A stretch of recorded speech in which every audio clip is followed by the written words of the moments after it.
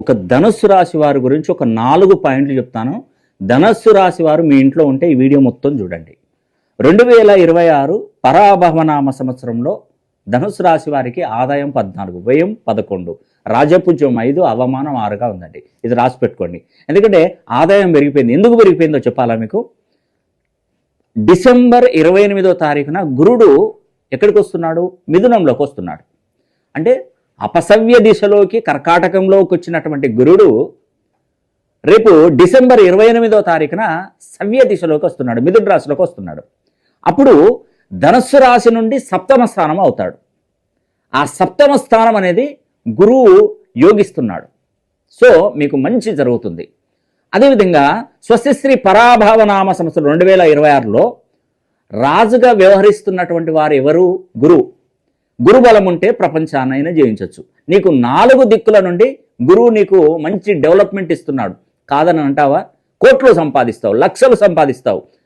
నీ జీవితంలో ఎన్నడూ చూడనంత ధనాన్ని కళ్ళ చూస్తావు. ఇది నిజము. ఎందుకంటే థియరీ చూసిన ఒక పర్ఫెక్ట్గా ఉంది.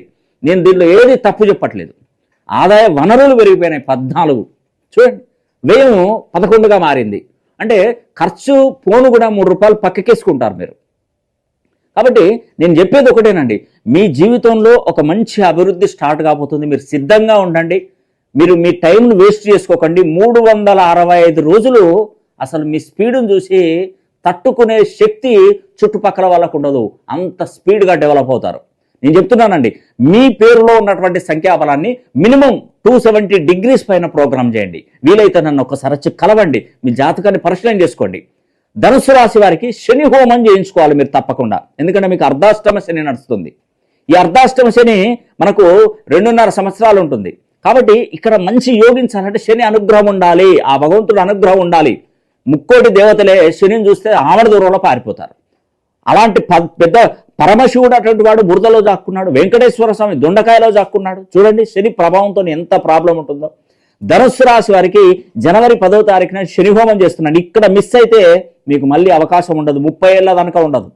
కాబట్టి మనకు అర్ధాష్టమ శని రూపంలో, అష్టమ శని రూపంలో, ఏలినాడు శని రూపంలో, దశల రూపంలో, శని మహర్దశ రూపంలో, అంతర్దశలో శని వచ్చినప్పుడు ఇలాంటి ప్రాబ్లమ్స్ మనకు పూర్తిగా మనకు కలగకుండా శని అనుగ్రహం కలగాలంటే శని హోమం ఒక్కటే దిక్కు. ముళ్ళును ముళ్ళుతోనే, వజ్రాన్ని వజ్రంతోనే శని హోమం ద్వారానే చేయించుకోవాలి.